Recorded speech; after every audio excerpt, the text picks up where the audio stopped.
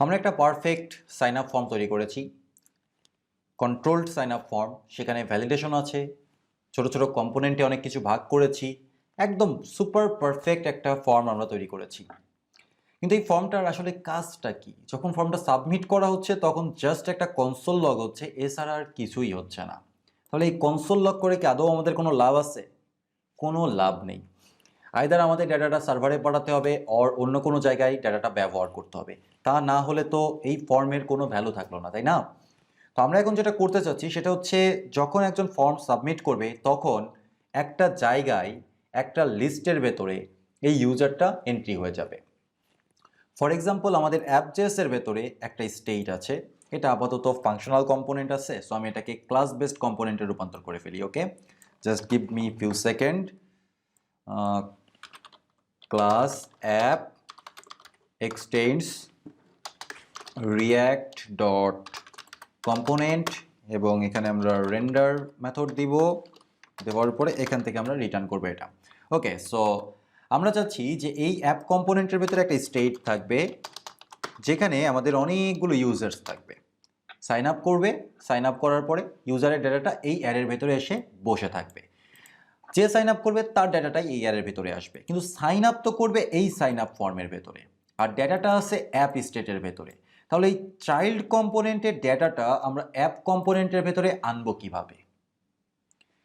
ভালো করে যদি আপনি বোঝার চেষ্টা করেন, দেখতে পাচ্ছেন যে আমার অ্যাপ কম্পোনেন্টের ভেতরে স্টেট আছে। আমি চাচ্ছি এই সাইন আপ কম্পোনেন্টের যখন সাবমিট বাটনটাতে ক্লিক করা হবে, হ্যান্ডেল সাবমিট ফাংশনটা যখন কল হবে, তখন এখানে কনসোল লগ হচ্ছে। কনসোল লগ হওয়ার দরকার নেই, এখান থেকে কোনো না কোনো ওয়েতে ডেটাটা এর প্যারেন্ট কম্পোনেন্টের কাছে চলে আসবে এবং চলে এসে এই ইউজার এটাকে ফুলফিল করবে।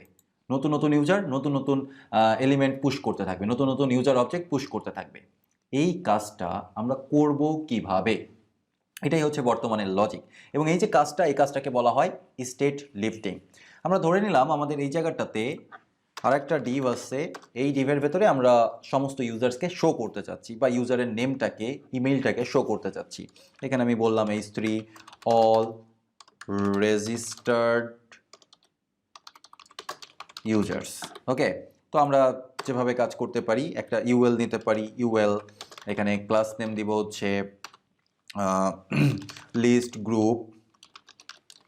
এরপরে আমরা এখানে একটা লুপ চালাবো, লিস্ট নিয়ে যেভাবে কাজ করতে হয়, ম্যাপ করব this dot state dot users dot map. Okay, so ইউজারের আমরা ধরে নিচ্ছি যে আইডি থাকবে, আরও অনেক কিছু থাকবে। সো আমরা এখান থেকে নর্মালি একটা এলআই ট্যাগকে রিটার্ন করছি, এবং সরি, এখানে আমি ইকুয়াল সাইন দিতে ভুলে গিয়েছি। এখানে আমাদের একটা কি প্রোভাইড করতে হবে, কি হবে হচ্ছে ইউজার ডট আইডি, এবং এখানে আমরা ক্লাস নেম প্রোভাইড করব। Class name is equal to list group item, and finally এর ভেতরে আমি ইউজারের ডেটাটাকে শো করতে চাচ্ছি, ইউজার ডট নেম এবং ইউজার ডট ইমেল। সো আমি যদি এখন ফাইলটাকে সেভ করি এবং ব্রাউজারে দেখার চেষ্টা করি, আমি কোনো চেঞ্জ দেখতে পাবো না, শুধুমাত্র দেখতে পাবো অল রেজিস্টার্ড ইউজার্স। আর আমি এখানে একটা ক্লাস নেম দিয়ে মার্জিন টপ দিতে পারি MY5, এতটুকু করতে পারি। আমরা শুধুমাত্র এতটুকু দেখতে পাবো কারণ আমাদের অ্যারের ভেতরে কোনো ডেটা নেই। অ্যারের ভেতরে যেহেতু কোনো ডেটা নেই, সেহেতু এখানে কোনো ইউজার শো হচ্ছে না। আমরা চাচ্ছি যখন এই ক্রিয়েট ইউজার বাটনে ক্লিক করা হবে, একটা ইউজার যখন সাবমিট করা হবে, অর্থাৎ ক্রিয়েট করা হবে, সেই ইউজারের ডেটাটা আমাদের এই ইউজার্স অ্যারেতে আসবে এবং আমরা এখানে সেই ডেটার ইনফরমেশন, সেই ইউজারের ইনফরমেশন দেখতে পাবো। সেই কাজটা করার জন্য আমাদের অ্যাপ কম্পোনেন্টের ভেতরে একটা ফাংশন ক্রিয়েট করতে হবে। ফাংশনটার নাম আমি বলতে পারি গেট ইউজার, ক্রিয়েট ইউজার, আপনি যে কোনো কিছু বলতে পারেন। সো আমি বললাম create user is equal to একটা ফাংশন, যেই ফাংশনটা যখন কল করা হবে তখন আর্গুমেন্ট আকারে ইউজার অবজেক্ট পাবে। ওকে, এই ফাংশনটা যখন কল করা হবে তখন সেখান থেকে আমাদের ইউজার অবজেক্টটা প্রোভাইড করতে হবে। এই ইউজার অবজেক্টের সাথে আমি একটা আইডি প্রোভাইড করে দিই, user dot ID is equal to new date dot get time dot to string, অর্থাৎ স্ট্রিংয়ে কনভার্ট করে দিলাম। এটা হচ্ছে একটা বেসিক আইডি। ইউজারের সাথে আইডিটা চলে আসলো। আমরা চাচ্ছি যে এই স্টেটের ভেতরে যেই ইউজার্সগুলো আছে তার ভেতরে এই ইউজারটাকে পুশ করে দিতে। সেটা করার জন্য আমরা এভাবে কাজটা করতে পারি, this dot set state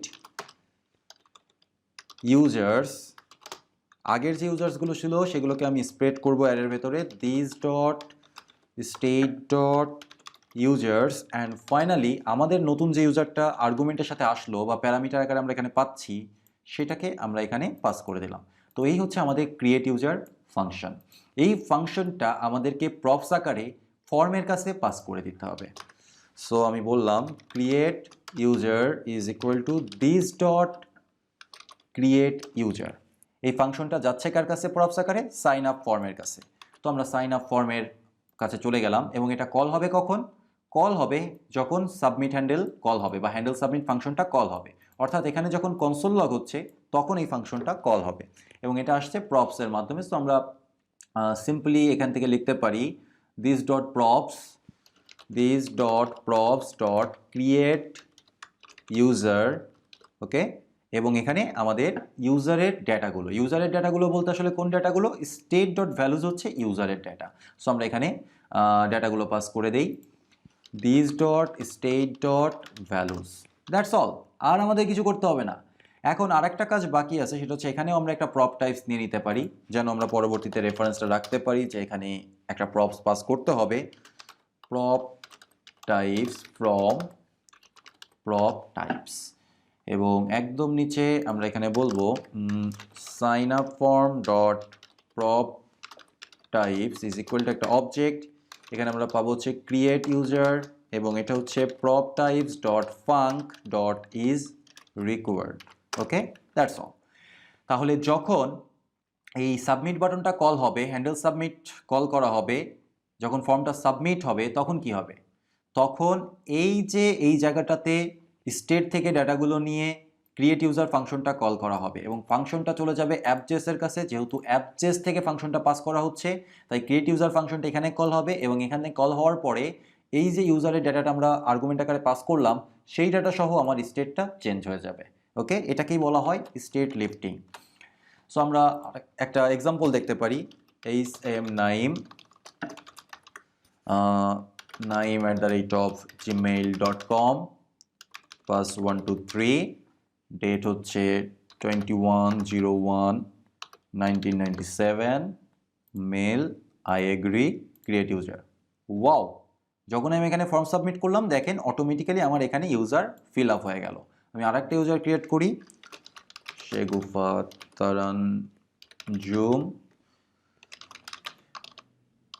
shegufa@gmail.com, plus 1 to 3, for example 25, okay.